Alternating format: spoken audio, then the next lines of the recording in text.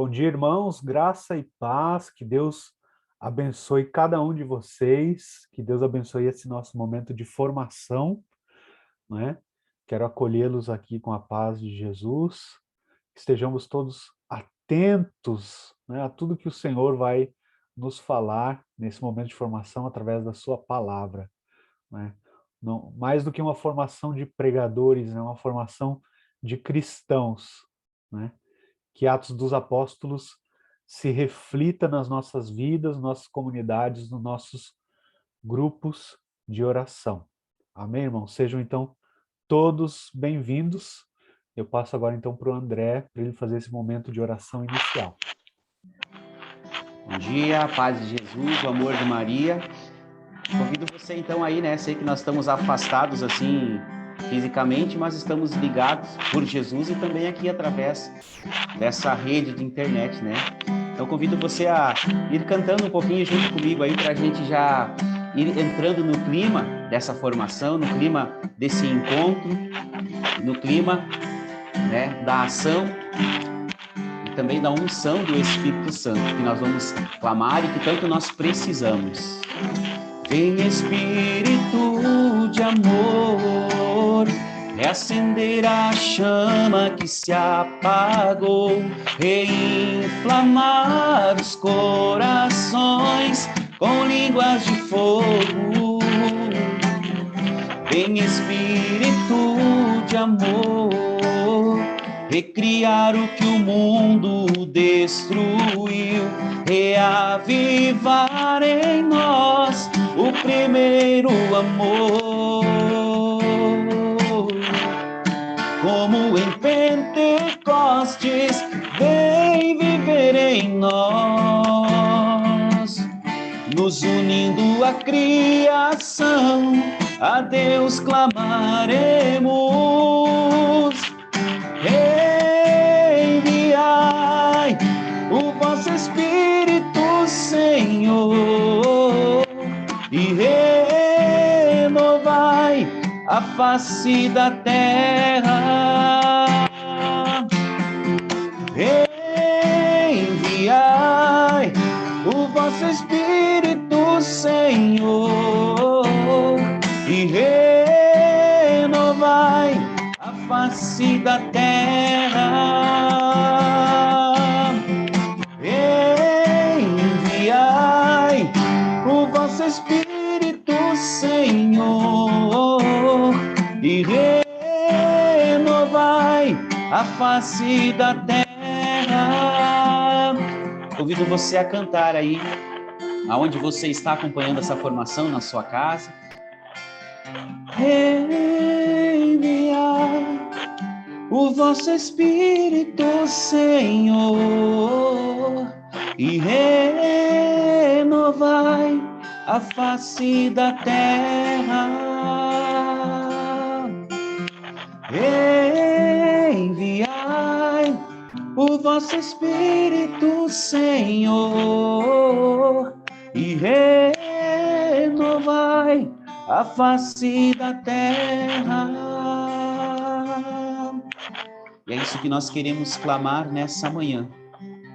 Queremos clamar, Senhor, que Tu possas enviar o Teu Santo Espírito, e eu convido você, meu irmão, minha irmã, a ir clamando o Espírito Santo já, agora nesse momento, para que Ele venha, enfim, renovar toda a face da terra, mas renovar também o nosso coração, renovar também o nosso entendimento, o nosso discernimento, renovar também a nossa forma de olhar, renovar também a nossa forma de ouvir.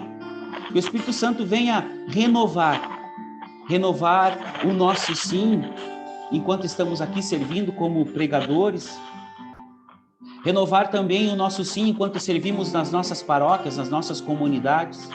Que o Espírito Santo possa vir renovar verdadeiramente cada passo que nós estamos dando.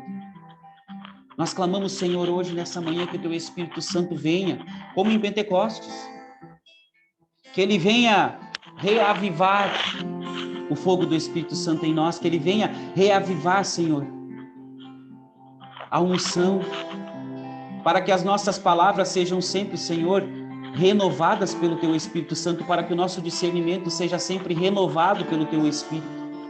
E assim, Senhor, nós possamos agir conforme o Teu querer, nós possamos falar, nós possamos pregar, nós possamos levar o Teu Evangelho conforme o Teu querer, e não conforme, Senhor, a nossa humanidade, a nossa fraqueza. Assim, Senhor, nós colocamos tudo, Senhor, sobre a ação e sobre a unção do Teu Espírito Santo, clamando a presença do Teu Espírito Santo, não somente a presença, mas também o mover do Teu Espírito Santo, Senhor. Envia o Teu Espírito Santo sobre nós, Senhor. Derrama o Teu Espírito Santo, Senhor. Ela mandaria la basura, la cantaria la mandari. Shiri la mandaria la basura, la mandari, la mandaria. Surya la cantaria la mandari, la mandaria la. Eria la mandari, eria la basura, la mandaria la cantaria la mandari.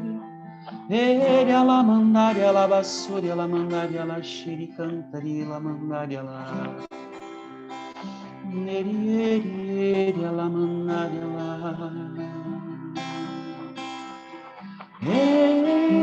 Enviai o vosso Espírito, Senhor, e renovai a face da terra.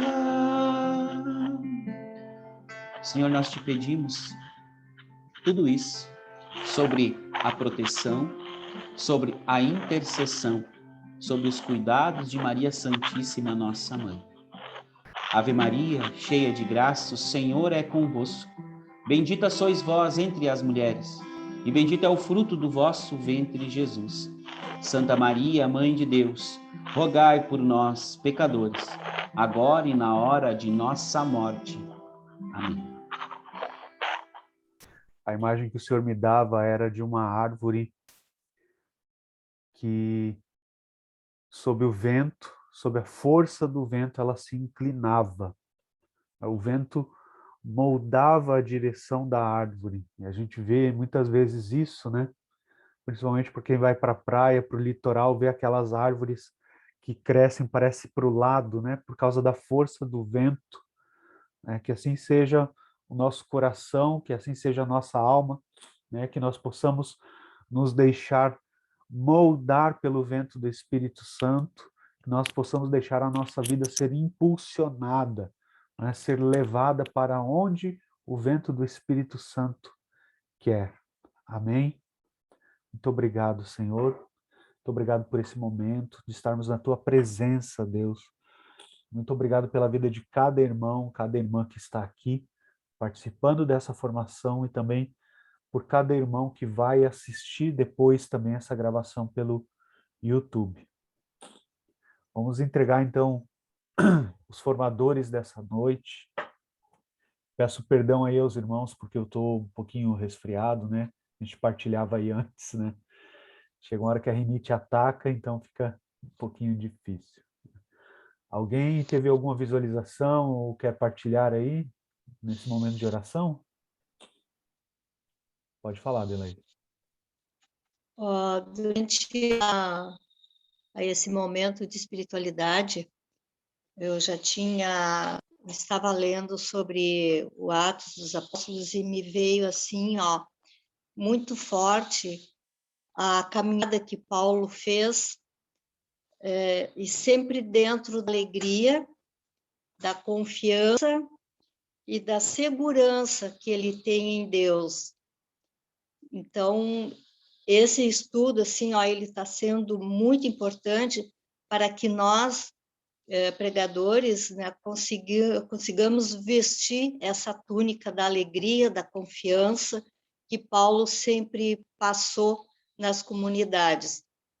Nunca assim se lamentou das dificuldades que ele passou, né, dos sofrimentos e de tudo que ele passou, ele nunca se lamentou, ele sempre levou alegria e confiança para todos aqueles que estavam a seu caminho, edificando essas pessoas. Então, isso me veio muito forte durante essa oração. Amém, amém. Que Deus nos dê essa confiança, né, para também edificarmos outros Sim. irmãos. Amém. Amém. Bendito seja Deus. Vamos entregar então os formadores de hoje, o André, a Lourdes e eu, né? Que o Senhor derrame seu Espírito sobre nós, nos dando uma nova unção para essa missão, que vamos pôr as mãos à obra, né, hoje. De Espírito Santo, enchei os corações dos vossos fiéis e acendei neles o fogo do vosso amor. Enviai o vosso Espírito e tudo será criado, e renovareis a face da terra. Oremos. Ó Deus, que instruístes os corações dos vossos fiéis com a luz do Espírito Santo, fazei que apreciemos retamente todas as coisas segundo o mesmo Espírito e gozemos sempre de sua consolação. Por Cristo, Senhor nosso. Amém. Em nome do Pai, do Filho e do Espírito Santo. Amém. Então, esse primeiro momento, vamos estudar o capítulo 26 de Atos dos Apóstolos com o nosso irmão André. Então, bom dia, acho que todos me escutam bem, né? Tranquilo? Agora que eu já cantei também, perguntar se estão me escutando daí, né? Enfim, irmãos, alegria muito grande mais uma vez poder estar partilhando desse estudo com cada um de vocês, né? Esse chamado que o Senhor faz a nós de levarmos a palavra, de levarmos a mensagem de Deus aonde Ele nos chama, aonde Ele nos envia. E nós, então, vamos ao capítulo 26, né? Mas antes da gente entrar aqui no capítulo 26, né? Sei que todos aqui talvez já participaram das últimas formações, né? Mas só para a gente dar aquela situada, né? Então, nesse capítulo 26, nós entramos aí numa parte onde Paulo ele vai se defender diante do rei Agripa, mas precisamos ver que lá no capítulo 21, né? No capítulo 21, no versículo 27, só achar aqui, nós vemos que aqui nós estamos tratando de um processo que iniciou lá, que é a prisão de Paulo, né? Paulo foi preso e daí passou por vários ali, né, que a gente viu nos últimos capítulos, né? E dentro disso, né, então a gente tem algumas informações aqui que vão nos ajudar um pouco aqui, né? Paulo estava preso em Cesareia, né? No capítulo 23, lá no versículo 23, vai nos dizer isso, né, que Paulo, ele estava preso na cidade de Cesareia, né? Então tem ali a transferência de Paulo. Depois disso, chamou ele 2 centuriões e disse: eles preparai 200 soldados, né? E para irem a Cesareia à terceira hora da noite. Foi quando transportaram, quando levaram Paulo para Cesareia, onde ele ficou preso, né? Nesse tempo também, Paulo fica aí 2 anos preso. Para a gente não, né? Não acha, às vezes acha que é uma coisa muito rápida. Até partilhavas há dias atrás ali, que parece que é tudo rápido, né? Isso, daí então depois foi tal, depois então foi tal, mas isso às vezes decorre em anos, né? E lá em Cesareia, Paulo ficou preso por 2 anos e ele também, nesse tempo aí, nós tivemos uma troca de governadores, porque quem estava lá, quando Paulo chegou, era Félix, né? E ele ficou 2 anos e depois ele teve por sucessor, né, Pórcio Festo, né? Que foi quem assumiu ali, enquanto Paulo ainda estava preso, né?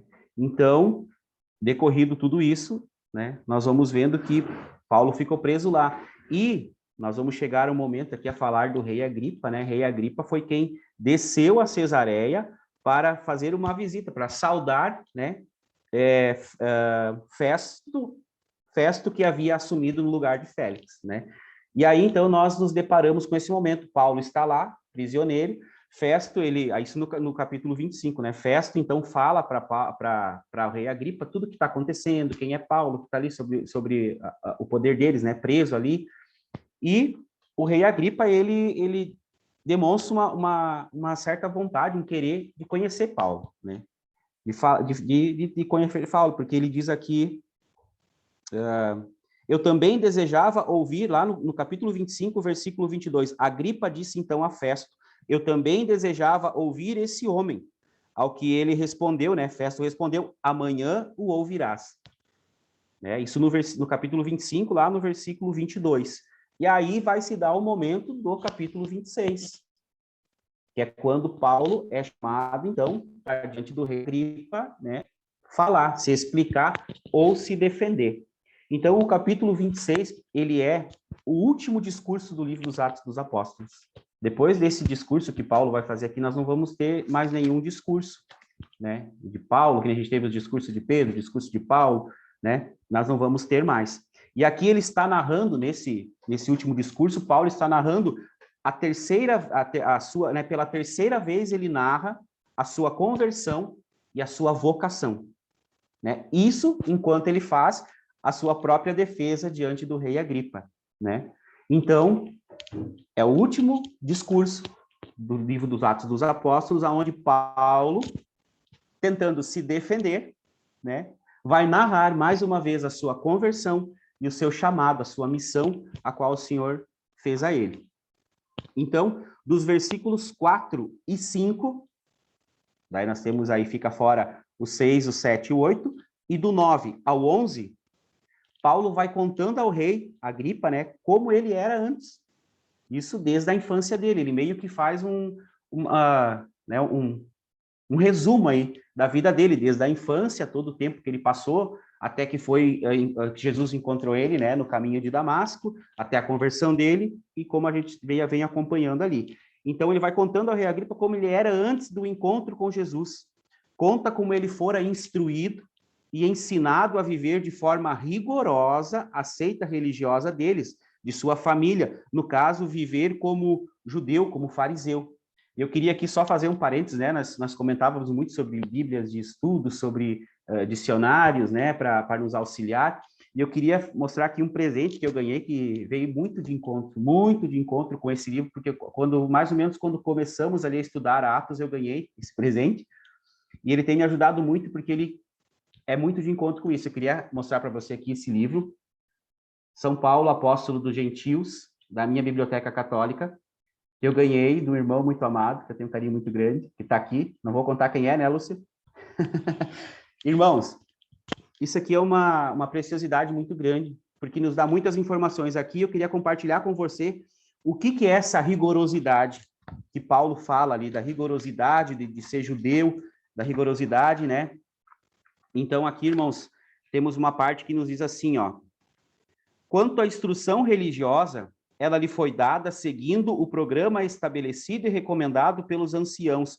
Aos 5 anos, a leitura da Bíblia, aos 10 anos, o estudo do Mishnah, acho que está certo, ou Mishnah, não, e aos 13 anos, a observação dos preceitos. Assim, desde sua mais terna infância, a alma de Saulo esteve em contato com o divino e foi tomada por ele. Os primeiros relatos que ele ouviu e compreendeu foram das misericórdias e das promessas de Deus em favor do povo judeu. As páginas dos textos sagrados, interpretadas e comentadas na frente dele, foram a causa de suas primeiras emoções e a fonte de suas primeiras alegrias. Sua imaginação e sua memória se povoaram assim de visões e lembranças bíblicas, ao mesmo tempo que seu coração se aferrava ao Deus dos judeus, diante do qual diziam-lhe os ídolos pagãos não eram senão barro e nada, né? Eu vou ler aqui puladinho, são pequenas partes, só para a gente ter ideia do que é essa rigorosidade da religião que ele tinha. Na escola, tanto quanto na família, a Bíblia era o único livro, ponto de partida e de término de toda a ciência, né? Depois, mais à frente, nós temos aqui mais uma parte que nos diz assim: na sentença dos pais e dos tratados do Mishnah, lê-se: aos 15 anos, a criança deve aplicar-se ao estudo do Talmud. Saulo provavelmente tinha chegado a essa idade quando seu pai decidiu enviar a Jerusalém, possivelmente entre 22 e 23 anos. O projeto fora desenvolvido muito tempo amadurecido. Tratava-se de completar a instrução religiosa do adolescente, fazer dele um letrado, um sábio, um escriba. Ser-lhe assegurado, assim, o acesso a funções mais elevadas e procuradas na comunidade judaica de Tarso. Era um primeiro encaminhamento na via das honras caras de toda a alma farisaica. Saulo, com efeito, retornaria da cidade santa após alguns anos, trazendo na fronte a dupla auréola da ortodoxia e da ciência. No gueto, seria saudado com o título de pai e de mestre. Então, Saulo, aqui nós podemos ver que não era simplesmente quando ele se opôs contra os cristãos, que nós acompanhamos todo ali o processo da conversão dele, é porque ele foi instruído na rigorosidade né? E aqui nós podemos ter uma noção que ele nos diz assim: o farisaísmo rígido de Saulo seguramente não admitia nenhum acordo com as ideias pagãs, nas quais ele via um princípio de ruína para a religião de seus pais e para a nação judaica. E aqui diz ainda: homem de tradição por educação e por convicção, ele era o defensor da tradição. Então, aqui nos explica por que Saulo era assim tão perseguidor, né? Porque ele conservava aquilo que ele aprendeu desde pequenininho, desde o berço dele, né? E nós encontramos isso também na palavra, na Bíblia, né? A gente encontra aí no versículo 22, no capítulo 22, perdão, no versículo 3, né? Continuou ele: eu sou judeu, nasci em Tarso, na Cilícia, mas me criei nessa cidade, instruí-me aos pés de Gamaliel e em toda a observância da lei de nossos pais, partidário, entusiasta na causa de Deus, como todos vós também o sois no dia de hoje. Eu persegui de morte essa doutrina, prendendo e metendo em cárceres homens e mulheres. Aqui era mais ou menos isso que talvez Saulo estivesse colocando diante do rei Agripa naquele momento que ele vai tentar se defender. Ele vem contando toda a história dele, né? Até que se dá, então, o momento ali que ele vai se encontrar com Jesus na estrada de Damasco, né? Então, essa defesa de Paulo, ela acaba se tornando uma maravilhosa pregação, um maravilhoso discurso de conversão, né? E também de afirmação da fé dele em Jesus, né? Onde ele começa contando como ele fora instruído na fé judaica e onde também Paulo narra a sua cruel vida de perseguidor, porque ali nos versículos, lá no capítulo 26, no versículo 9 e 11, aqui dentro desses versículos, nós vamos ver como Paulo tratava as pessoas, os irmãos que eles perseguiam, né? No caso, hoje nós dizemos irmãos, né? Mas naquela época ele era contrário, essa ideia, né? Muitas vezes, versículo 11, muitas vezes perseguindo-os por todas as sinagogas, ou eu os maltratava por obrigá-los a blasfemar. Enfurecendo-me mais e mais contra eles, eu os perseguia até o estrangeiro. Então, no versículo 4 e 5, 9 e 11, nós vemos isso. Paulo diante do rei Agripa, se defendendo, e essa defesa que Paulo vai fazendo acaba se tornando uma pregação, uma afirmação da fé dele em Jesus Cristo, né? E essa defesa, dentro dessa defesa, está mais ou menos um resumo de quase todo o Atos ali, quando Paulo começa a aparecer em Atos, né? Ele vai contando tudo, a vida dele, como ele foi instruído, a rigorosidade que ele seguia, a fé dele até que se encontrasse com Jesus na estrada de Damasco, né? E então, aí chegamos a esse ponto, ele se defende, e essa defesa dele vira uma pregação, se transforma numa afirmação de fé de Paulo diante do rei Agripa, né? E eu tenho até aqui, nas anotações do rodapé aqui da Bíblia de Estudo da Ave Maria, que nos diz assim, né? Que Paulo, nesse momento, ele conta a história dele ali, como ele foi perseguidor, como tudo aconteceu, e em nenhum outro texto o apóstolo descreve seu terrível fanatismo, como aqui, né? Talvez a gente veja que ele perseguia e tal, mas aqui parece que ele dá um esclarecimento mais grande, assim, de quanto ele era contra, até que ele se encontrasse com Jesus, né? E aqui também nós conseguimos entender os outros versículos que ficaram fora ali, quando eu falei que a gente ia do 4 ao 5, do 9 ao 8, então do versículo 6 ao versículo, desculpe, do 4 ao 9, do 4 ao 5, do 9 ao 11, e o versículo 6 ao 8, é onde nós vemos que ele vai dizer, né, sabem eles de longa data, se quiserem, poderão testemunhá-lo que vivi segundo a seita mais rigorosa da nossa religião. Então, Paulo ali, ele coloca que ele está sendo julgado pelos judeus, de quem ele fazia parte antes, claro que ele ainda faz parte daqueles ali, né? Porém, agora ele tem a visão dele que Jesus Cristo é a salvação, né? Que ser cristão é um novo meio de salvação ali. E aqueles judeus que estão condenando ele, que querem a morte dele, que querem a prisão dele, são aqueles que viviam, que ainda vivem, né? Nesse momento ali, ainda vivem a rigorosidade. Eles não aceitam essa ideia que Paulo vem pregando, né? Por isso que Paulo diz que ali eles... mas agora sou acusado em juízo por esperar a promessa que foi feita por Deus a nossos pais, e a qual nossas 12 tribos esperam alcançar, servindo a Deus noite e dia. Por essa esperança, o rei sou acusado pelos judeus. né? Então ele estava ainda acreditando na mesma esperança, só que agora vendo ela de um modo diferente, né? Vendo ela através de Jesus. E isso que não aceitavam os judeus ali que estavam querendo condenar e levar Paulo à morte, né? Acusado pelo povo judeu, ele ainda era que ainda era fechado, né? O povo judeu aqui, como a gente pode ver, eles eram fechados para Jesus, não aceitavam, e esse era o motivo que aí estava Paulo, né, sendo condenado. E aqui volto para a gente ver como as coisas se encaixam, onde tem ainda do livro aqui que eu estava comentando, né, que ele vai dizer, para a gente ter uma ideia ali de como eles eram rígidos, né? Homem de tradição, por educação e convicção, ele era defensor da tradição, né? Então, o farisaísmo rígido de Saulo seguramente não admitia nenhum acordo com as ideias pagãs, mas quais eles viam um princípio de ruína para a religião de seus pais. Então, era isso que eles viam quando Paulo vinha pregar sobre Jesus, para eles lá, eles viam a ruína do judaísmo, né? Por isso que não aceitavam a Paulo. E a partir do versículo 12, né, até o versículo 20, nós lemos a maravilhosa narração de Saulo sobre o seu encontro com Jesus lá na estrada de Damasco, né? A missão que ele recebe, né? E nós podemos ver isso no versículo 17, no versículo 18, ali do capítulo 26. Depois de muitos anos de ausência, vim trazer a minha nação esmolas. Desculpa, irmãos, peguei aqui o errado. Mas é o versículo 17 e 18.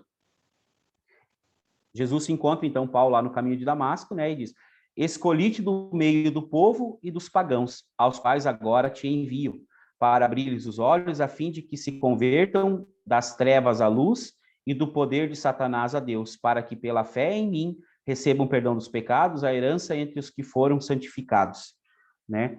Aqui nós podemos ver, então, a missão que Paulo recebe, né? Não foi somente a conversão, não foi somente aquele encontro com Jesus e Paulo se converteu, passou a acreditar em Jesus. Não, ele sai dali daquele encontro com uma missão, né? A missão de levar aos pagãos, levar aos gentios, né? Essa nova visão, vamos dizer assim, né? Porque ele tinha uma visão, enquanto lá que estava rigorosamente no judaísmo, né? E agora essa visão mudou. Ela mudou após o encontro com Jesus. E também lendo, né? A gente vê a obediência de Saulo, né? No versículo 19 ao 20, a gente pode ver que ele diz, desde então, ó rei, não fui desobediente à visão celestial. Preguei primeiramente aos de Damasco e depois em Jerusalém, por toda a terra da Judéia e aos pagãos, para que se arrependessem e se convertessem a Deus, fazendo dignas as obras correspondentes.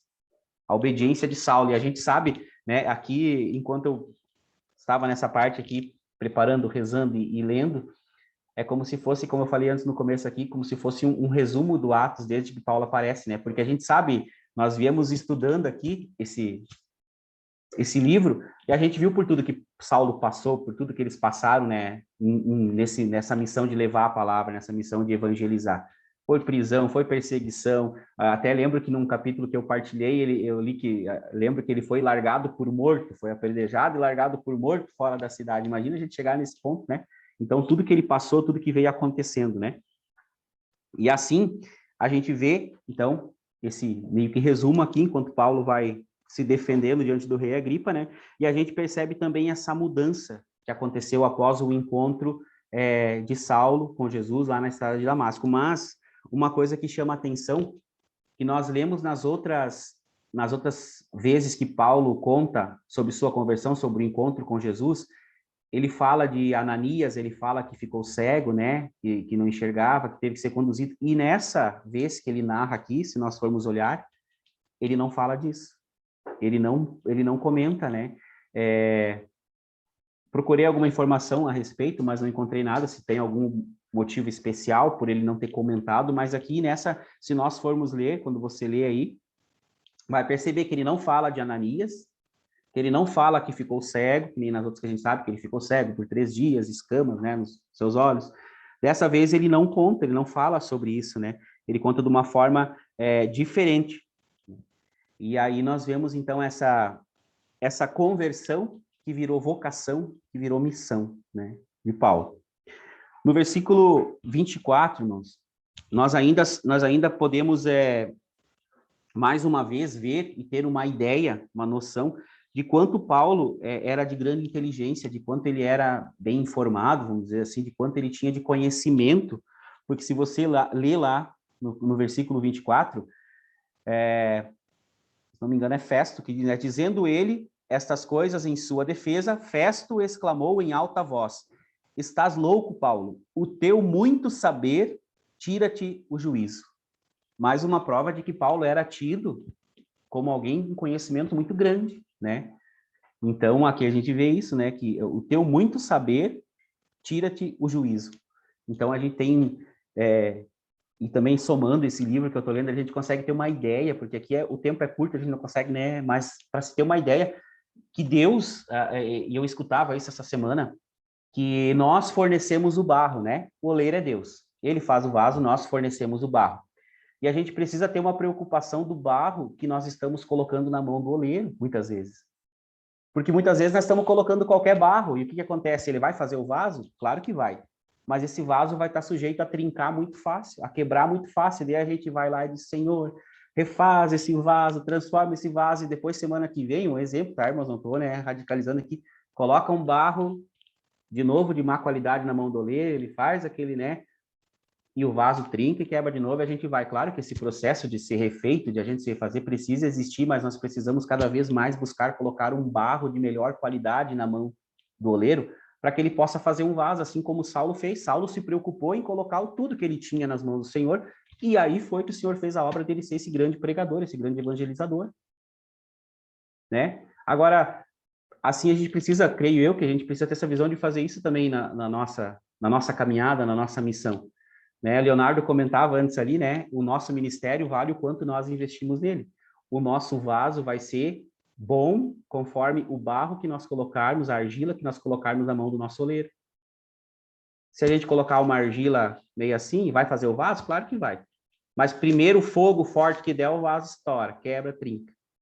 E se nós colocarmos, nos preocuparmos em termos mais formação, mais conhecimento, assim o vaso ficará de um barro melhor, um material melhor, um vaso mais difícil de quebrar.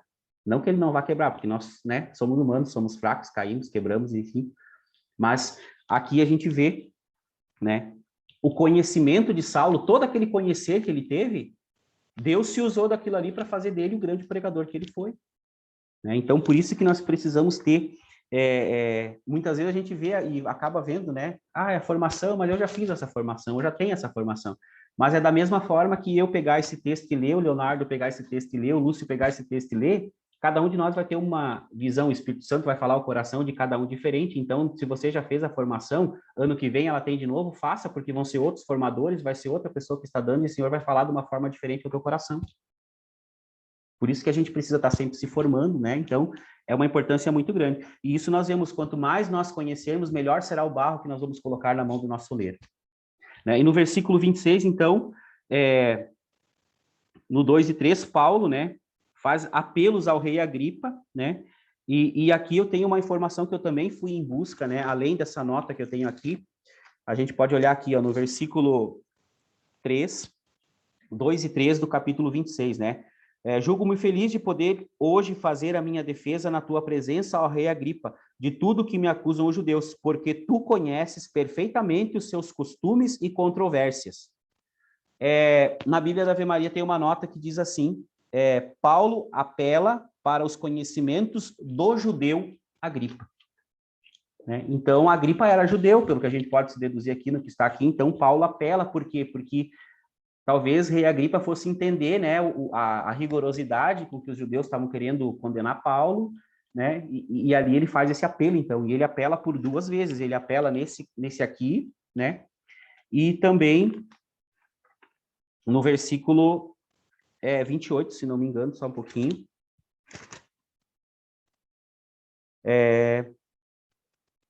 aqui, ó, sei que essas coisas têm conhecido, em cuja presença falo com franqueza, sei que nada disso lhe é oculto, porque nenhuma dessas coisas se fez ocultamente. Então, Paulo, ele apela várias vezes ao rei Agripa, né, tentando se valer dessa parte do rei Agripa ser judeu, que ele possa ajudar ali, né? Que ele possa, vamos dizer, julgar Paulo inocente, né? E, então, nós vamos ao versículo 29, aonde a gente pode ver no versículo 28 e 29, a gente pode ver a força, isso que eu comentava ali, talvez antes, né? O barro que Paulo colocou na mão do oleiro para ser feito o vaso, o conhecimento de Paulo, como ele usou as palavras, como ele contou toda a história dele, e claro que isso tudo junto da ação do Espírito Santo, né? Junto da ação do Espírito Santo, a gente consegue ver as forças que tomaram a palavra, as palavras, a defesa, esse discurso de Saulo, né? Porque Paulo, então, pergunta, né, no versículo 27, crês, ó rei, nos profetas? Bem sei que crês, né? Paulo diz. Então, no versículo 28, a gente vê o quê? Disse, então, Agripa a Paulo, por pouco não me persuades a fazer-me cristão. A gente pode ter uma noção da força que foi essas palavras que Paulo usou, da força que teve esse momento que Paulo tentou se defender, né, que acabou virando uma pregação, que acabou virando uma afirmação da fé, né? Então, Paulo dá uma resposta maravilhosa também, né? Prover a Deus que por pouco e por muito, não somente tu, senão também quantos me ouvem se fizessem tal qual sou hoje, menos essas algemas, né? E Paulo ainda continua, então, afirmando que bom que fosse, né? Se ele tivesse realmente se tornado cristão e todos que estivessem ali escutando ele se tornassem cristãos, né? Iguais a Paulo, menos algemas, né? Não estando preso. Então, a gente consegue ver a força que teve essas palavras de Paulo. A gente pode, né, ter uma visão, assim como eu comentava ali, do nosso conhecimento, Deus usar do nosso conhecimento, né? Faço parte do Ministério de Música e a gente tem muito disso, né? Você pode tocar violão, vai tocar com 2 notas, vai dar certo? Claro que vai, a ação do Espírito Santo é maravilhosa, mas se você conseguir tocar uma música com 7, 8 notas, talvez a ação do Espírito Santo vai ser maior ainda, né? Talvez nós vamos conseguir pregar conhecendo pouco, lendo a Bíblia, talvez uma vez por semana, vamos. Se a gente rezar, crer, claro que pode acontecer. Mas quanto mais nós lermos, quanto mais nós conhecermos, quanto mais nós absorvemos, mais barro nós vamos ter para dar para o nosso oleiro, né? E é justamente isso que a gente consegue ver as forças das palavras de Saulo aqui. Não somente a parte dele como Saulo, mas também a ação do Espírito Santo nesse momento, né?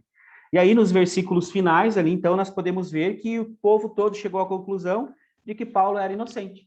E que se Paulo não tivesse apelado a César, né, não tivesse acorrido a César para ser julgado lá, ele poderia ser solto. É isso que nos diz aqui, né? Então o rei, governador, Berenice, que estavam assentados com eles, levantaram, retirando-se, comentavam uns aos outros: esse homem não fez coisa não fez coisa que mereça a morte ou prisão. Agripa, o rei Agripa, disse a Festo: ele poderia ser solto se não tivesse apelado a César. Né? Então, a gente vê que o povo perseguia mesmo Saulo, perseguia Paulo, né, estavam cismados com ele. E depois do discurso que ele fez, depois da defesa que ele fez diante do rei Agripa, ele foi considerado inocente, né? Pelo próprio rei que estava ali escutando eles. Mas não poderiam fazer nada porque Paulo já tinha apelado a César e então ele teria que ir a César, né? Que é o caminho que a gente continua vendo a partir do próximo capítulo. Então, da minha parte, era isso.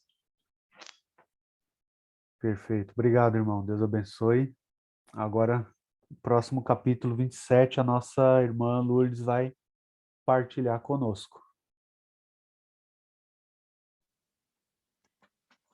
Bom dia, paz de Jesus a todos. Então, vamos dar sequência a esse estudo agora com o capítulo 27.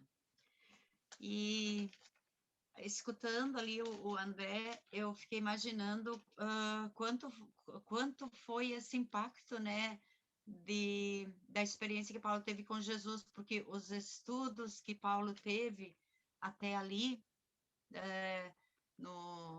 na religião, né, dele ali, foram anos e anos e muita dedicação, e bastou um encontro com Jesus e ter uma experiência, mudou sua conversa, né, mudou seu ponto de vista, sem fazer muito estudo do novo que ele conheceu.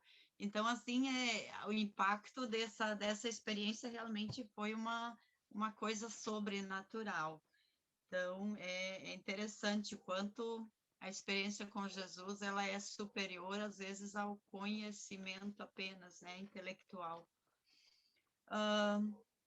Aqui, após Paulo ser ouvido pelo rei Agripa, ele é transferido sob a escolta romana para a Itália. E ali ele deveria comparecer diante do imperador. Por isso inicia ali o capítulo 27, dizendo que quando se decidiu que navegaríamos para a Itália, confiaram Paulo e outros presos a um centurião chamado Júlio, da corte augusta. Aí embarcaram num navio de Adramítio, que estava partindo para os portos da Ásia, e acompanhava-os Aristarco, um macedônio de Tessalônica. E esse barco, ele era matriculado, diz ali no rodapé da Bíblia, né, em Adramítio, porto do Mar Egeu, perto dos Dardanelos. Os barcos costumavam transportar mercadoria e passageiros, e as autoridades romanas podiam alugar ou requisitar lugares para alguns passageiros.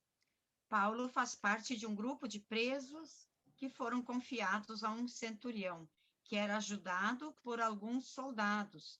Aristarco tinha acompanhado Paulo na sua viagem para a coleta. Então, Aristarco já é um nome conhecido dessa nossa, né, desse estudo que nós estamos fazendo. Ele já apareceu em outros capítulos como companheiro de viagem de Paulo. Ali no capítulo 19, versículo 29, fala disso, diz: a cidade inteira reagiu e se precipitou todos juntos para o teatro, arrastando consigo Gaio e Aristarco, macedônios, companheiros de Paulo. Então, era um dos companheiros dele que também estava junto nesse barco, nessa viagem que estavam iniciando para chegar, no caso, na Itália. E depois, devido a várias ocorrências, a partida deles atrasou. E com isso, o tempo ficou perigoso e impróprio. Então, teve alguns imprevistos, algumas ocorrências ali que atrasou a partida, onde diz: a seguir, sendo atravessado o mar ao longo da Cilícia e da Panfilha, desembarcamos em Mira da Lícia. Aí o centurião encontrou um navio de Alexandria que navegava para a Itália e nos embarcou nele. Por vários dias avançamos pouco e custamos para chegar. Como o vento não fosse favorável, costeamos Creta ao longo de Salmone. Então, ali diz que também fala que desde o princípio Paulo desfruta de um tratamento especial por parte do centurião romano que de bons sentimentos. E ali o porto de Mira ficava a noroeste de Chipre, na costa meridional da Ásia Menor, e ali se fez a primeira baldeação. O navio proveniente de Alexandria levava um carregamento de trigo para a Itália. Ali depois fala também que aproximava-se o outono, quando os ventos ocidentais tornavam a navegação difícil e perigosa. E ali fala também sobre um jejum, que eles estavam em jejum, estavam sem comer há dias, e esse jejum que fala nessa passagem, deixa eu só me situar ali.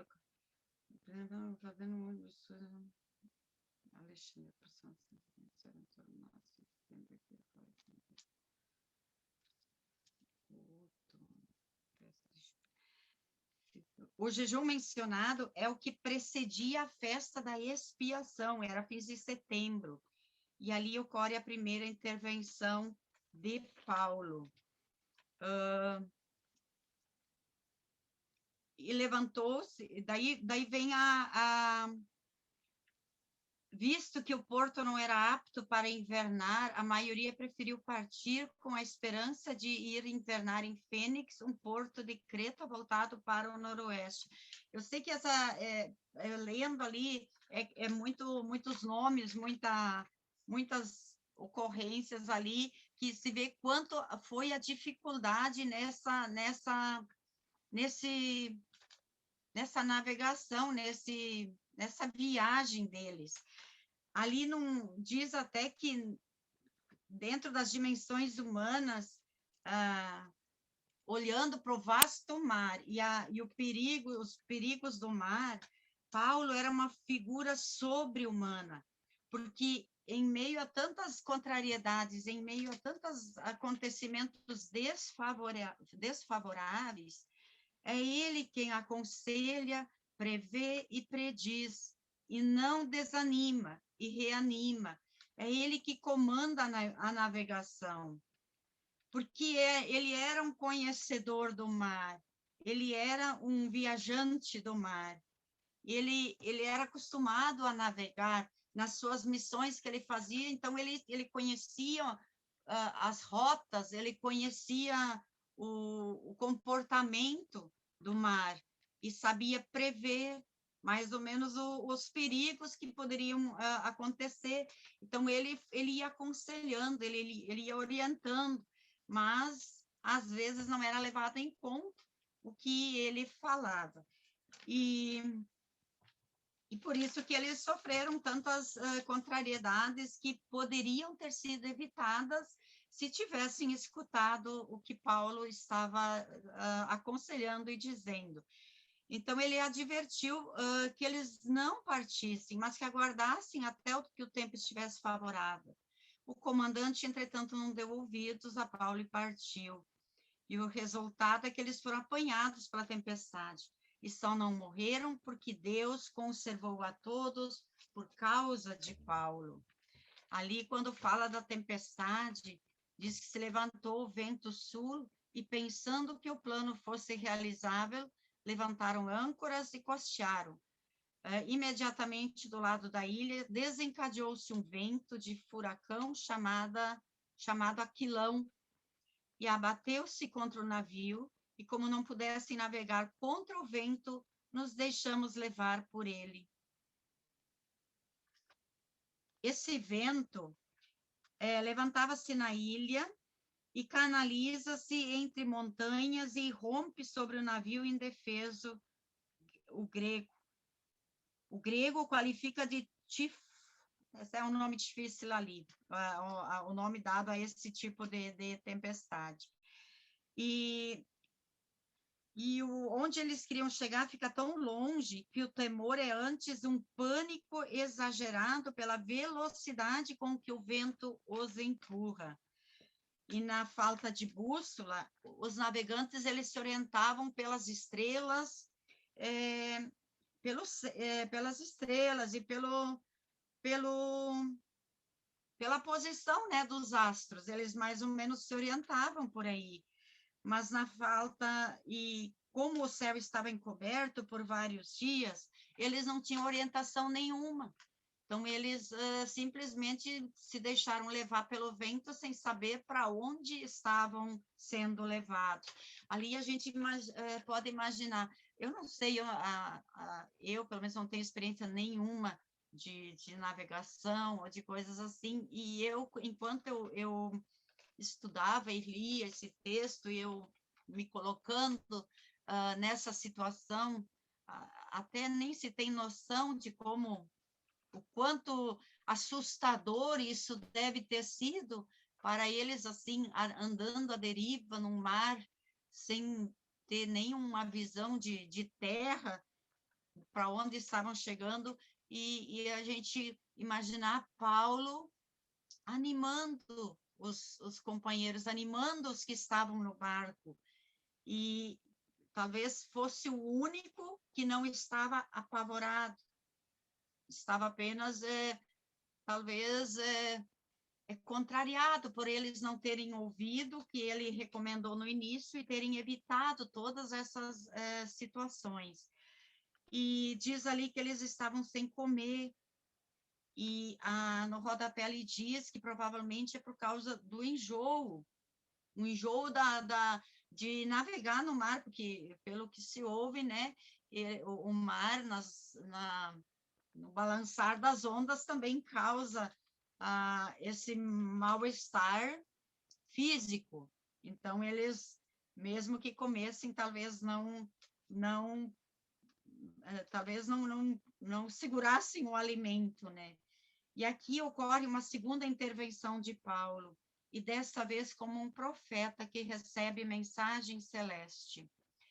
Porque no versículo 22, ele faz uma intervenção e diz assim: porém agora vos exorto a ter coragem, pois nenhuma vida se perderá, somente a embarcação. Nesta noite apareceu-me um anjo do Deus ao qual eu pertenço e a quem venero, e me disse: não temas, Paulo, tens de comparecer diante do imperador. Deus te concede a vida dos que viajam contigo. Portanto, coragem, amigos. Confio em Deus, que acontecerá o que me disseram. Encalharemos numa ilha. Ali Paulo, de novo, fazendo uma intervenção ali e falando aos passageiros, falando do sonho que ele teve, da mensagem que ele recebeu por meio de um anjo. Então, na verdade, ele dava equilíbrio emocional também, eu acho, para os demais, fazendo com que eles permanecessem firmes, né, na esperança de que ia haver um desfecho favorável para toda essa situação. E ali se percebe também a importância de ter alguém por perto que tem intimidade com Deus, que tem intimidade com o Senhor, porque uma pessoa que tem intimidade com Deus, que não olha só as situações com olhos humanos, que não se apavora tão facilmente, porque sabe, conhece, confia que tem algo maior, uma força superior que tudo governa, que tudo domina, e sabe que tem acesso a essa força, tem acesso a esse poder acima, sempre vai primeiro se voltar para essa força maior, antes de se desesperar, sempre vai confiar que ainda há uma saída, que não está tudo perdido. Então, os outros passageiros tiveram essa sorte de ter com eles o passageiro Paulo, que provavelmente foi ele quem salvou, que fez com que chegassem todos sãos e salvos.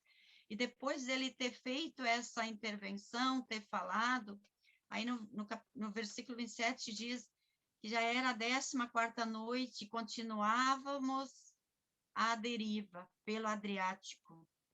E à meia-noite, os marinheiros pressentiram que nos aproximávamos da terra. Desceram a sonda, mediram 20 braças. Logo em seguida, desceram novamente e mediram. E aí segue ali que, temendo bater contra os recifes, soltaram 4 âncoras da proa, quando Paulo disse ao centurião: se não permanecerem no barco, vós não vos salvareis. De novo, Paulo fazendo ali uma intervenção, orientando para que eles não agissem assim por impulso, por conta própria, que eles sabendo no que podia dar errado, no que podia acontecer, ele alertava, ele queria que todos se salvassem, quase que se sentiu como responsável pelos outros também. E por isso os soldados cortaram as cordas do bote e os deixaram cair no mar. Quando raiava a aurora, Paulo convidou todos a comer. ali, em benefício, só um pouquinho, os soldados pagavam com a vida se os presos escapassem, ali no 27. O centurião, fiel à sua atitude benévola, do princípio quer salvar a vida de Paulo, e este é quem salvará a vida do centurião e de seus companheiros. Cumpre-se a predição de Paulo e a promessa do seu Deus. Então, o sonho que Paulo havia tido de que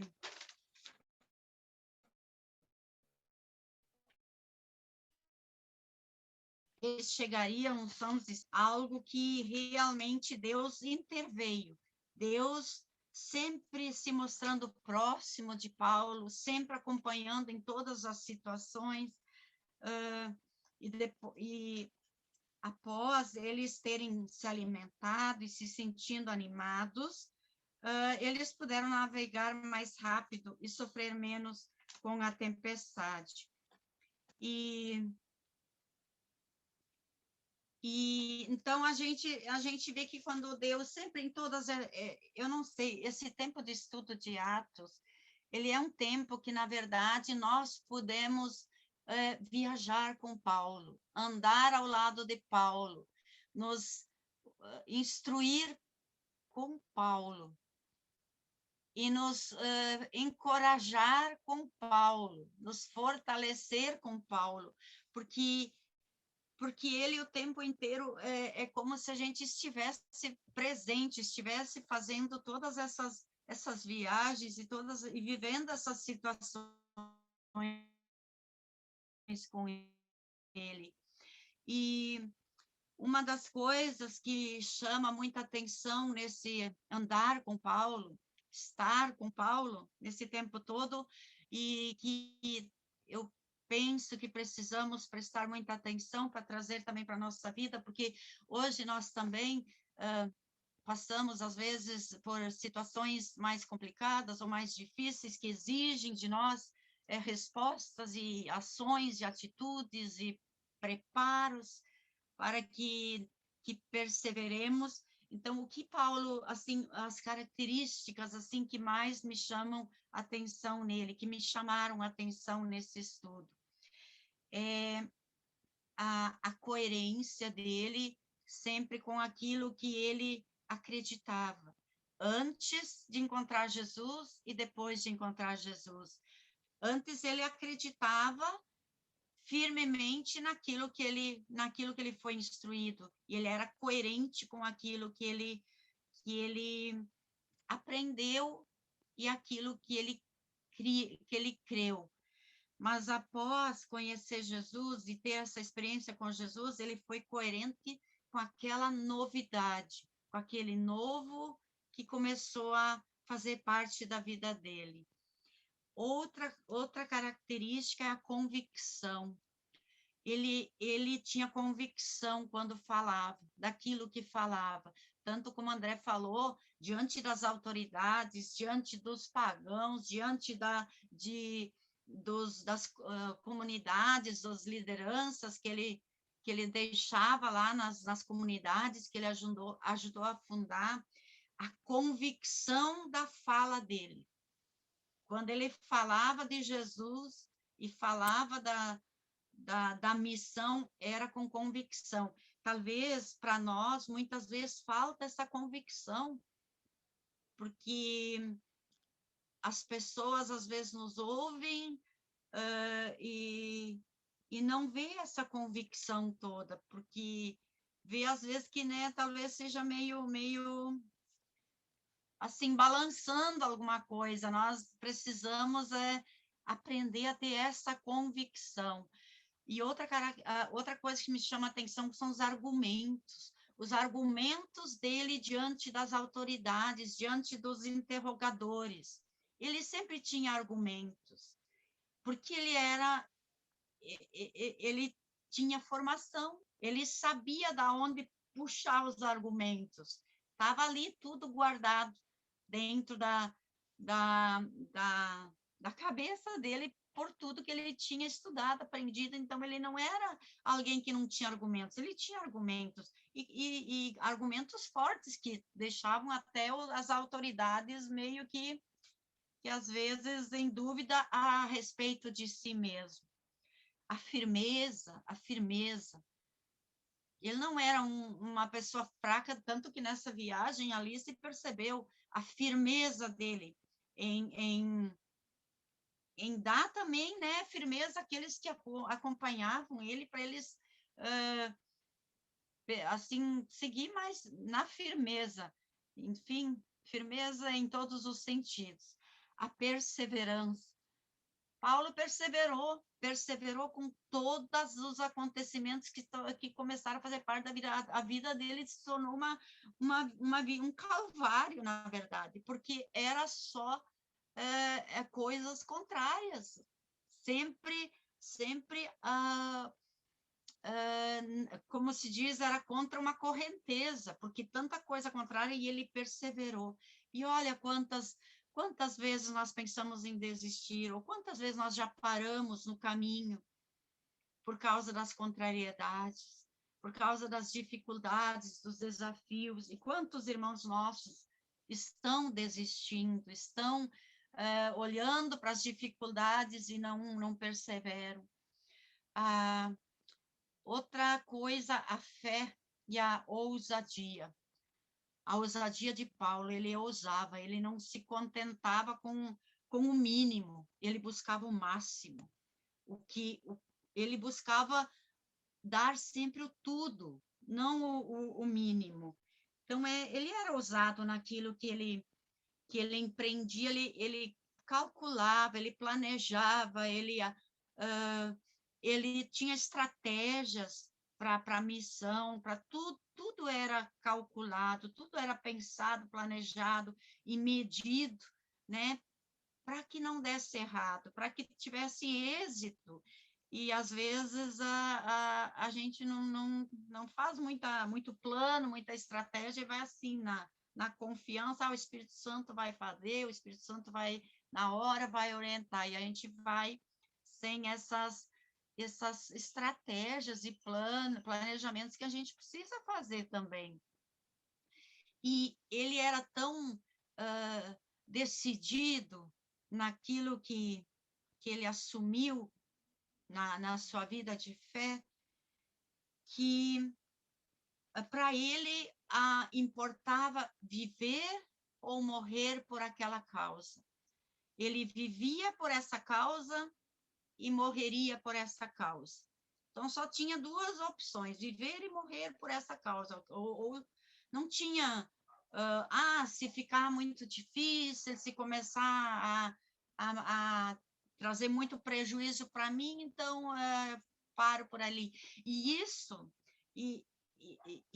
é muito, muito importante, muito interessante, pelo menos para mim, porque qualquer um de nós, até os padres, qualquer um pode ter uma crise de fé, pode daqui a pouco se perguntar, mas será que existe de verdade, né, o céu e Deus e tudo mais? Porque hoje muitos pensamentos talvez podem levar muitas pessoas a ter crise de fé, mas ali nós temos nos dá uma certeza tão grande, porque com todas as contrariedades que Paulo teve, ele sustentou a fé, ele sustentou a sua fé, porque lá pelas tantas, se ele tivesse falando uma teoria, alguma coisa que inventada, né, ele teria recuado muito tempo antes de passar por tudo isso. Então, isso atesta a verdade de que Cristo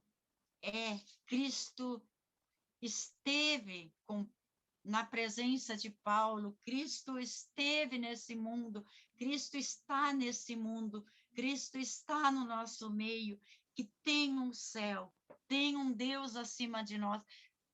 Não preciso de outro argumento para crer, porque Paulo, pelo que ele nos deixou, como testemunho, é suficiente para nós saber que ele estava falando a verdade, estava pregando a verdade, defendendo a verdade e morrendo pela verdade.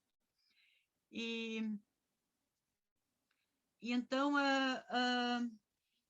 às vezes, as coisas que nós temos diante de nós como obstáculo e desafio são tão pequenos, tão insignificantes, e mesmo assim, às vezes, nos querem fazer retroceder e nos pensar, mas daqui a pouco, quem sabe, né, vou cuidar mais, sei lá, da minha vida, cuidar das minhas coisas, porque está ficando demais, como foi falado no início. É muita coisa ao mesmo tempo, às vezes não damos conta da agenda, temos que ali remanejar para estar um pouco numa coisa, um pouco na outra, mas são coisas pequenas para nós diante da grandeza da missão. E para mim, esse estudo ele foi tão importante, como falamos também dos trabalhos e os serviços da nossa paróquia. Eu, esse ano, voltei de novo a assumir uma turma de catequese, de crisma. E quando eu iniciei com essa turma, nós estávamos no início do estudo ali de Atos, e aquilo foi tão forte na minha vida, foi tão impactante, tão vivo em mim, que eu não peguei o livro de catequese, eu comecei a trabalhar Atos com eles. E fui trabalhando, fui anunciando, assim, eu sei que aquilo mexeu comigo, e eu pedi também, fiz um trabalho com eles, pedi para eles escreverem cartas para outras turmas de catequese, para as crianças, os adolescentes da outra turma, anunciando também a Cristo, animando-os na caminhada, fazendo com que fossem firmes, que perseverassem, e eles foram fazendo. Então, a gente fez assim, concretamente, vivendo isso, né, na catequese, porque aquilo é inspirador demais, empolga a gente a querer ser que nem Paulo, a fazer como Paulo fez, e chega assim, dá uma alegria, sabe, de percorrer esses caminhos na nossa realidade, do nosso jeito, como hoje a igreja está estruturada, mas com esse ardor, trazer de volta esse ardor missionário de Paulo.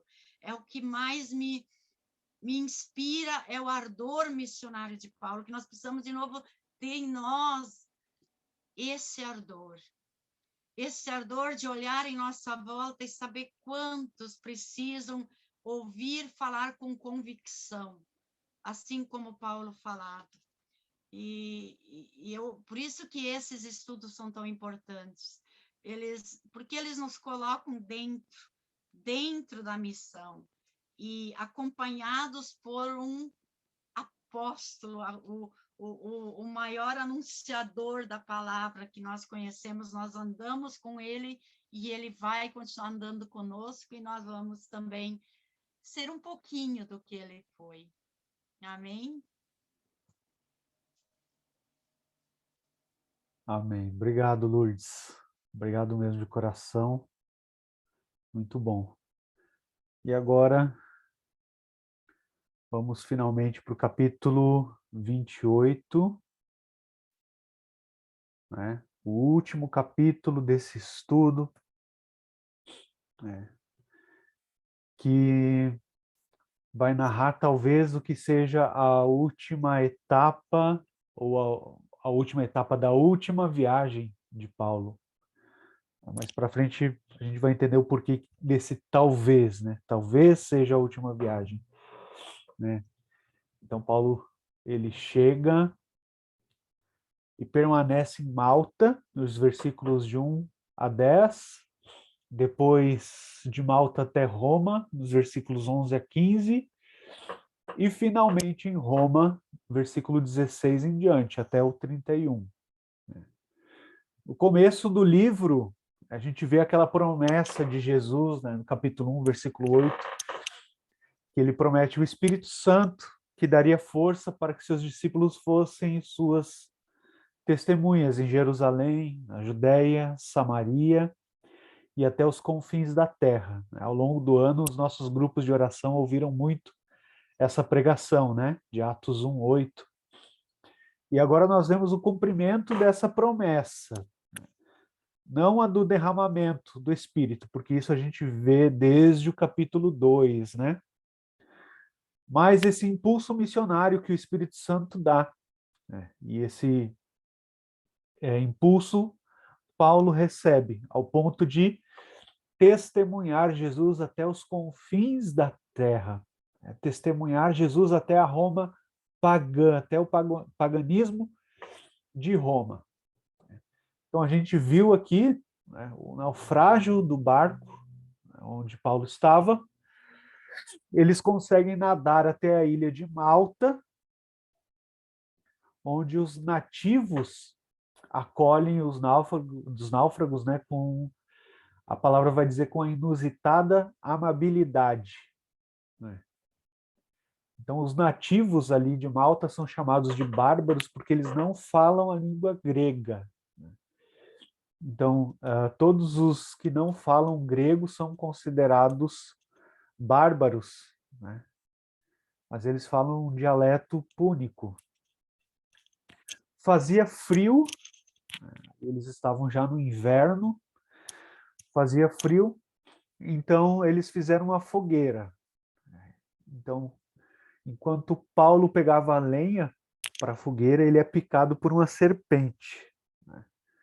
E aí o texto diz que os nativos, ao verem aquela serpente pendurada no braço de Paulo, pensam que de fato ele é um malfeitor, um assassino, porque afinal de contas ele conseguiu escapar de um naufrágio em águas frias no meio do inverno, né?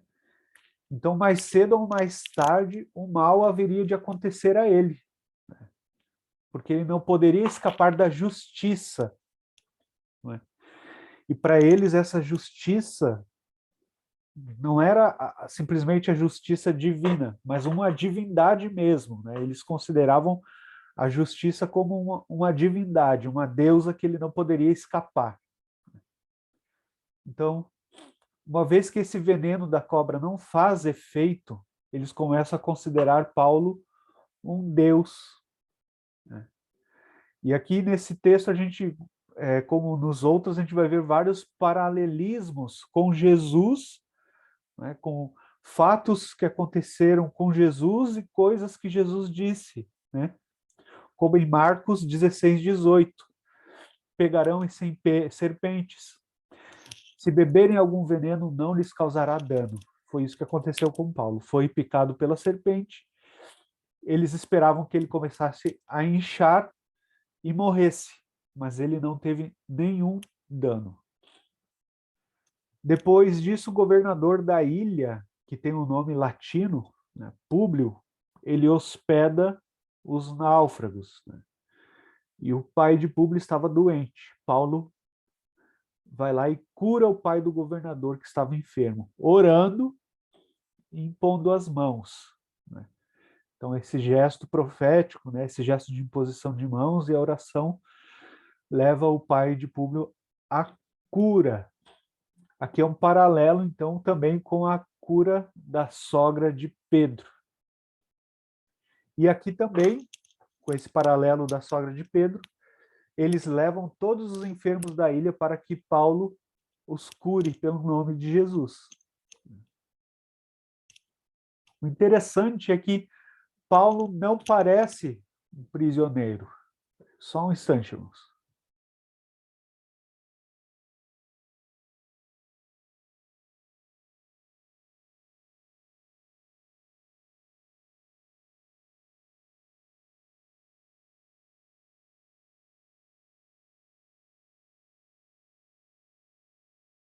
Como eu disse, eu estou meio resfriado, então você tem que dar uma pausa aqui, né?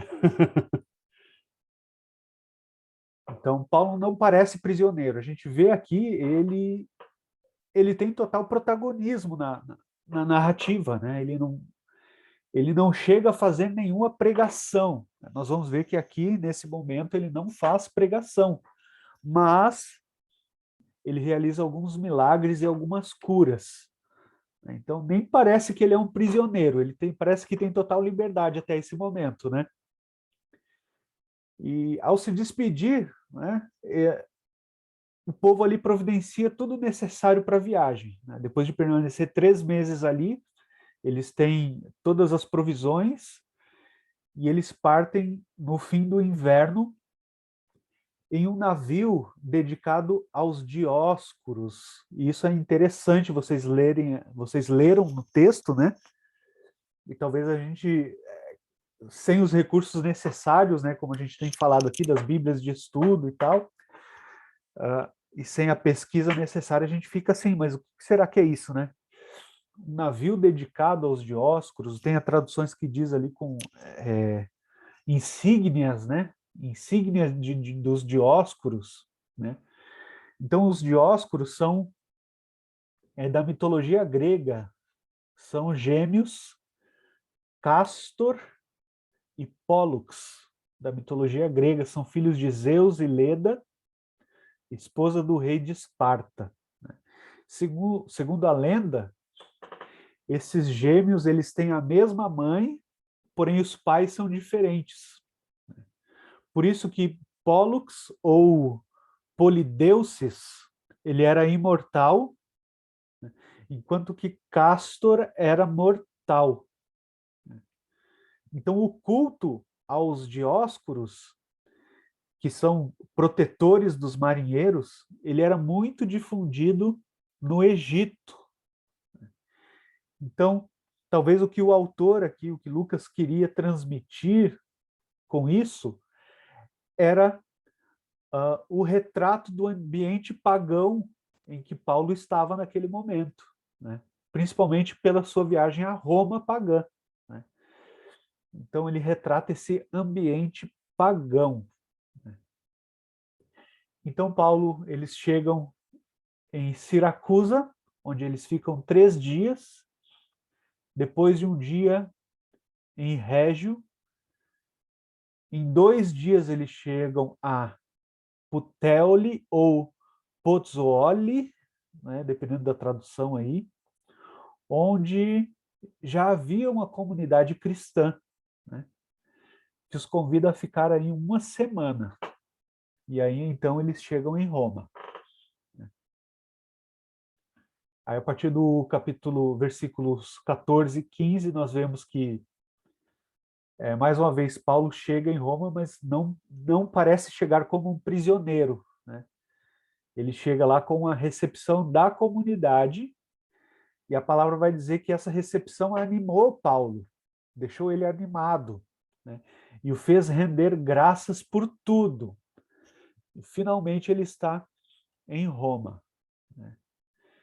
Então, justamente por ter sido animado por essa recepção, deixa entender que ele talvez estivesse ali receoso, né?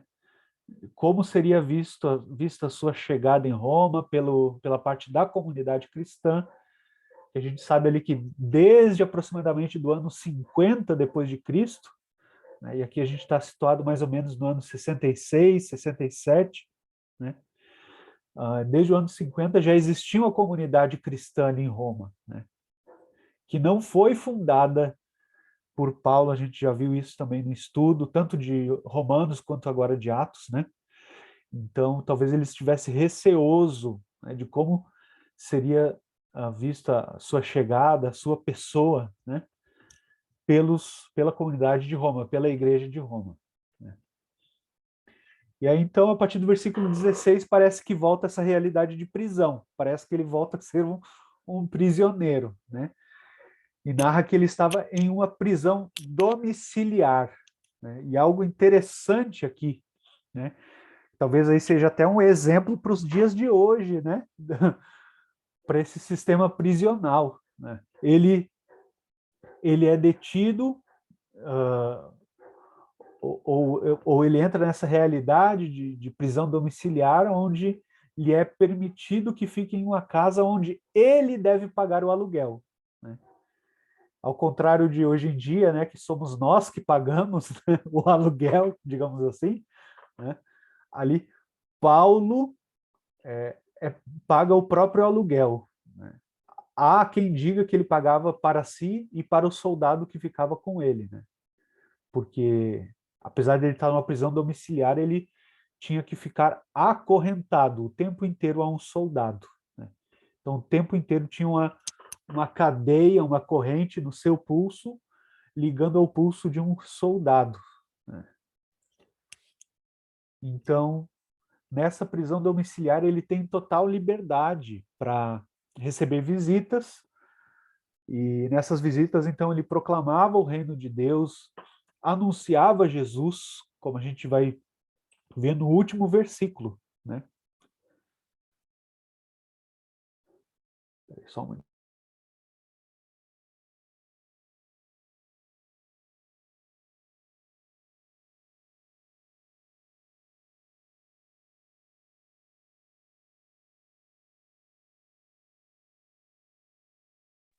Esse último estudo é um exercício de paciência. Tenham paciência comigo. Então, nessas visitas ele tem essa liberdade de anunciar o reino, de anunciar Jesus, né? E assim, então, ele duas vezes ele convida os judeus de Roma, os magistrados de Roma, que talvez ali sejam chefes das sinagogas locais, né? Ou judeus importantes. Nessa primeira reunião, então, que acontece 3 dias depois dele se alojar, ele apresenta a sua história, né, como se fosse uma defesa, né? Ele apresenta a história de como ele foi injustamente entregue aos romanos pelos judeus de Jerusalém, que, como a gente viu agora nos capítulos anteriores, né, diante desse julgamento, ele poderia até ter sido liberado, né, mas esses judeus de Jerusalém também se opuseram, se colocaram contra, né? Ele fala que ele não tem a intenção, assim, de acusar os seus irmãos, né? Mas ele deseja falar-lhes por estar acorrentado por causa da esperança de Israel. E a esperança de Israel é o esperado, com E maiúsculo, né? A esperança de Israel é o Messias esperado, a esperança de Israel é Jesus. Então ele declara aqui que ele não está acorrentado por causa de acusações, por causa de crimes, ele está acorrentado por causa de Jesus, né? E muito bonito isso que a Lourdes colocou agora, né? Que para Paulo não tinha uma terceira via, uma terceira opção, né? Eram somente duas opções: ou viver por Jesus ou morrer por Jesus. Então não importam as contrariedades, não importam as perseguições, não importam as prisões, né? É viver ou morrer por Jesus. E ele estava ali acorrentado por causa de Jesus. Então os magistrados eles dão uma resposta estranha, né, diante dessa palavra de Paulo, né? Porque a comunicação com Jerusalém era frequente, né? Porém eles não sabiam nada a respeito de Paulo. Ele diz que não, nem de mal, assim, nem de mal eles sabiam de Paulo, né? Nunca receberam nem uma notícia má a respeito de Paulo, né? E apesar de terem conhecimento de que por toda a parte se fala dessa seita, né? Porque o cristianismo era visto como a seita, aqui a gente já viu isso também, né? A estranheza está nessa ignorância deles, né, a respeito da pessoa de Paulo, visto que em Roma já tinha uma comunidade cristã sólida, né? Então a ignorância a respeito de Paulo e esse apenas ouvir falar dessa seita, sendo que lá existia uma igreja, uma comunidade já sólida, né? Eu falei aqui da seita, né? O cristianismo no início ali ser visto como uma seita do judaísmo, né? Mas não era uma seita excomungada, era mais como que um partido a mais dentro do judaísmo, assim como os saduceus e os fariseus, também existiam ali os cristãos, né? Então, naquele momento, os cristãos não eram excomungados do judaísmo, né? Isso aconteceu só lá perto do ano 90. Né? A nota de rodapé vai dizer que era entre o ano 80 e 90 depois de Cristo, né? Então, mais provavelmente no ano 90, né? Quando aconteceu aquela espécie de concílio, né, dos judeus, em que eles expulsaram os cristãos das sinagogas, né? A partir daquele momento, então os cristãos eram proibidos de frequentar sinagogas, né? Mas aqui não, aqui nesse momento em que Paulo fala com eles, ainda não, né? Mas esses magistrados, mesmo assim, eles demonstram o interesse de conhecer diretamente de Paulo, né, o que ele pensa. Então, eles marcam uma data para uma segunda reunião. Eles parecem carismáticos, né? Gostam de reunião. Né? Estavam numa reunião e marcaram uma outra reunião para fazer a reunião. Né? Então, nesse segundo encontro, nessa segunda reunião, que durou o dia inteiro, a palavra vai dizer que começou de manhã e terminou à tarde, então o dia inteiro ali em reunião, Paulo fala de 3 tópicos. Né? Paulo vai falar do reino de Deus, o reinado de Deus, a pessoa e a mensagem de Jesus e o fundamento bíblico para tudo isso. Né? Como também foi falado aqui, né? Paulo tinha muito conhecimento, muito estudo, então ele atualizava isso tudo, mostrando nas Escrituras de que Jesus é o Messias. Né? Então ele apresentava todo o fundamento bíblico, né, a respeito do reinado de Deus e da pessoa e a mensagem de Jesus. E aqui a gente vê, então, a atitude que nós devemos fazer uma distinção, a atitude dos indivíduos e a atitude da comunidade judaica. Né? Sobre os indivíduos, nós vemos que alguns se deixam convencer, né? Se deixam convencer pelo discurso de Paulo,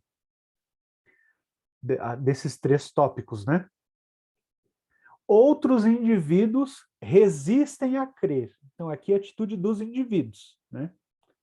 Agora, quanto à comunidade, a palavra vai dizer que tudo termina em discussão. Né? Eles não chegam a uma conclusão enquanto comunidade. Né? O que equivale a não responder à mensagem de Cristo, né? Que é transmitida por Paulo. E essa mensagem que Paulo traz não admite neutralidade. Isso é importante para nós hoje, né? Diante de tantos católicos que se dizem não praticantes, né? De tantos cristãos desigrejados, né? De tantos cristãos que são ramos fora da oliveira, né? Ramos fora da vide. Né? A mensagem de Paulo, a mensagem de Cristo, não admite neutralidade. Ela exige uma resposta. Né? Então, Paulo os despede com uma citação de Isaías e uma nova orientação da igreja. Né? Ele vai citar ali Isaías, falando que aquele povo tem olhos, mas não podem ver, ouvidos e não podem ouvir. Né? E os judeus julgavam que esse povo, né, citado por Isaías, esse povo que ouve sem entender, que olha sem ver, fossem os pagãos. A visão dos judeus era essa. Esse povo que Isaías fala aqui, ouve sem entender, olha sem ver e etc., eram os pagãos. Mas Paulo denuncia os próprios judeus. Não são os pagãos, mas são justamente os judeus que não aceitaram Jesus como Senhor de suas vidas. São justamente os judeus que não aceitaram Jesus como o Messias esperado, que são esse povo que ouve sem entender e olha sem ver, profetizado por Isaías. né? Por quê? Justamente porque essa mensagem ela exige uma resposta, né? Então, Paulo segue esse programa de evangelização desde o início de Atos, que desde o início nós temos visto, né, de se dirigir primeiro aos judeus, né? Então, por isso que aqui ele chama os judeus, ele chama os magistrados, né? Os chefes de sinagogas, os judeus importantes de Roma. Se dirige primeiro a eles, né? Então, diante da recusa da comunidade, ele faz essa denúncia, né? E, enfim, essa nova orientação da igreja, né? Agora, essa salvação de Deus é enviada aos pagãos e eles escutarão, diz Paulo. Então, assim, Roma, ela se torna o novo centro de irradiação do evangelho, né? Se antes era Jerusalém, a partir de agora, nós vemos Roma como a capital da fé, né? A sede do Papa, né? A sede de Pedro. E a partir dali o evangelho é irradiado para o mundo inteiro, a nova capital da fé. Então o autor vai encerrar aqui o livro, né, dizendo que esse cativeiro durou 2 anos. O cativeiro de Roma durou 2 anos. O interessante é que nós vemos aqui nesse julgamento de Paulo que ele apela a César, né? Ele apela ao julgamento de César, né? E o livro de Atos dos Apóstolos se encerra sem narrar esse julgamento. Paulo apela a César, mas César não aparece aqui. Não aparece nesse julgamento. Não aparece sequer o julgamento, né? Então nós concluímos o livro desejando saber o que aconteceu depois, né? Se ele foi posto em liberdade, e existe essa hipótese, né? De que ele possa ter sido posto em liberdade e enfim, ele pôde ir até a Espanha, que era o desejo dele, né? Se houve um segundo cativeiro em Roma, até o seu martírio, mas o livro não quer narrar a história de Paulo, nem de Pedro, né? Mas sim a história da palavra de Jesus. E Jesus é a última pessoa citada no livro de Atos dos Apóstolos, né? E proclamava o reino de Deus e ensinava o que diz respeito ao Senhor Jesus Cristo com toda a liberdade e sem impedimento. A última pessoa citada no livro de Atos dos Apóstolos é o Senhor Jesus Cristo, né? Então, o que importa aqui não é a pessoa de Paulo, a pessoa de Pedro, mas a pessoa de Jesus Cristo. Jesus que é a palavra. E essa palavra é proclamada pela força do Espírito Santo, né? De novo, capítulo 1, versículo 8, né? E chega até os confins da terra, e chega até os dias de hoje, a cada um de nós. Paulo está acorrentado, mas a palavra de Deus não está acorrentada, ela está livre, sendo proclamada ao longo dos séculos, ao longo da história, a todos os povos.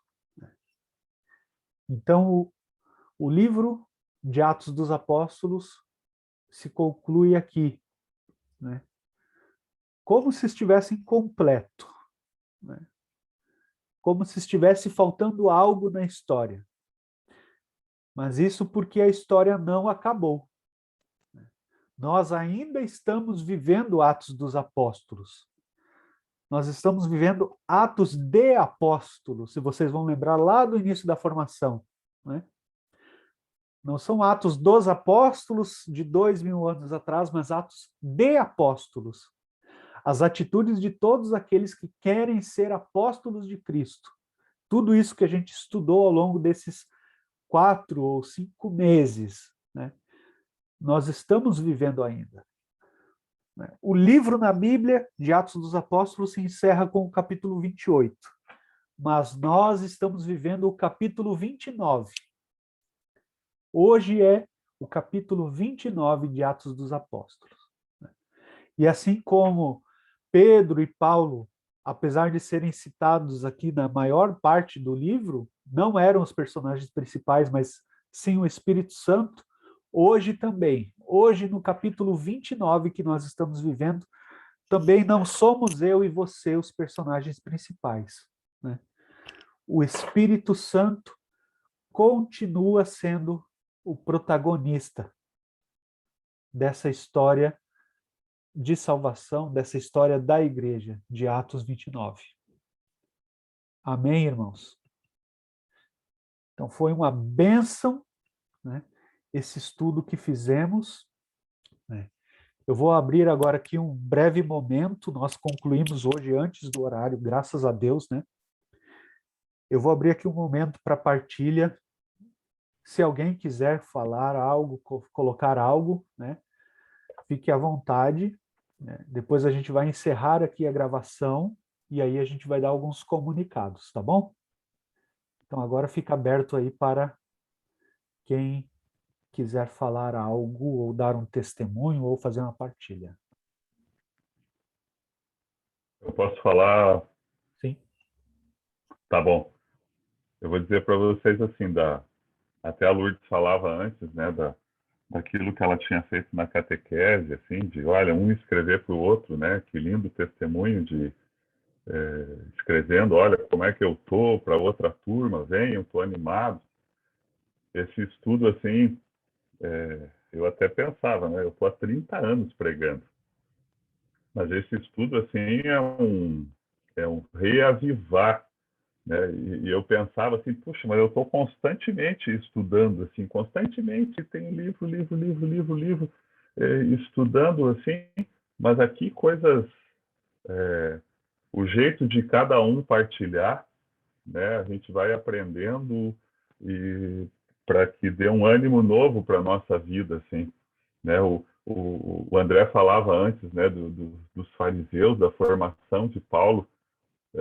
Os fariseus defendiam a fé, eles surgiram para defender a fé deles, né, para que a fé não terminasse quando foram sendo tomados pelos gregos e depois pelos romanos, e de repente a força, né, hoje nós defendemos a nossa fé, né, nós já temos a promessa, mas assim, o jeito de ir colocando esse exemplo da Lourdes, você trazendo agora palavras novas, olha, se você não tiver um apoio, você não vai saber dos filhos dos deuses ou de Zeus ali dos gregos, né? O porquê de tudo isso, enfim. Olha, tô maravilhado assim com esse estudo aí. Louvado seja Deus pela iniciativa, né? E por você puxar, mas pela iniciativa do Espírito Santo aqui de nos conduzir, né, nesse tempo todo aí, assim. Isso é pena que somos poucos aqui, né, mas que fosse muitos mais para que a gente soubesse ter argumento para defender a nossa fé a cada instante, assim, né, sempre aos pés do Senhor. Isso é o mais importante, mas com o conhecimento para que ele te dê mais o barro, como falava antes o André, né, do oleiro, para que o barro seja melhor, para que o vaso seja melhor. É vaso, tá bom, mas pode ser melhor. Então, louvado seja Deus, assim, fiquei muito feliz, muito feliz. Uma bênção mesmo. Quem mais?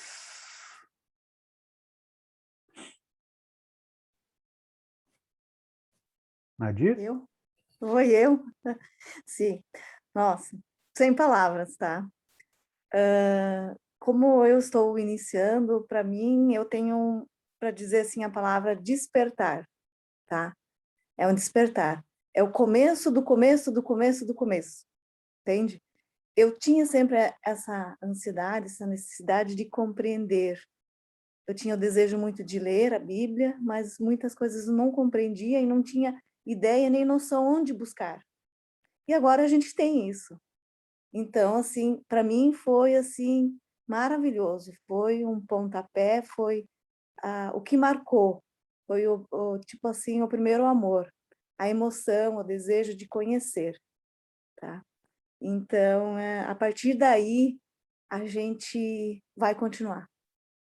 E vai compreender, e vai entender, e vai tentar ajudar os irmãos. Né? Era isso. Obrigada. Que bênção. Rita? Bom, eu também, tá? Para mim foi maravilhoso todo esse estudo, e eu li também esse livro que o André falou antes, do apóstolo Paulo, e ele é maravilhoso, é fantástico, e isso fez com que eu tivesse mais sede ainda de estudar. Claro, já tinha lido várias vezes o livro dos apóstolos, né, e estudado, mas essa formação ali, ela trouxe, assim, algo muito a mais que a gente não tinha conhecimento, né? Então, esses olhares diferentes, né, dos pregadores, faz com que a gente busque sempre mais essa formação, né? Para ajudar no nosso dia a dia. Então, parabéns a todos os pregadores, todos que fizeram parte. Lamento, estamos recém conversando, eu e o Lúcio lamentamos muito pelas poucas pessoas, né, que participam, né? Porque é algo tão importante para nós, para nossa formação diária. Quando vejo o Paulo me acabou com 30 anos de formação, né, de pregação, está ali humildemente participando, né? E daí nós muitas vezes achamos, porque estamos em formação de 1 ano, 2 anos, pensar, não preciso mais, já sei tudo, né? E ali nós vemos esse exemplo do Paulo Mecabô. Parabéns, Paulo Mecabô, traz um grande exemplo para todos nós. Isso é verdade. O legal disso tudo também, dessas ferramentas, né, que nós estamos utilizando, é que fica tudo salvo, né? Então, o estudo inteiro está salvo lá no YouTube, da RCC Novo Hamburgo, né? Esse estudo de hoje aqui, amanhã já estará lá também, que às vezes a internet também não ajuda muito, demora um pouco, né? Então, amanhã, creio que estará lá também. E fica uma fonte de pesquisa, né? Quando os irmãos forem preparar aí alguma pregação, chamarem vocês para pregarem uma passagem de Atos, vocês já sabem, lá está dividido, né, a cada 3 ou 4 capítulos, vai lá e procura, é uma fonte de pesquisa, né? Algo a mais para agregar aí no conhecimento e no conteúdo da palavra para ser ministrado, né? Alguém mais quer dar uma palavra? Ok.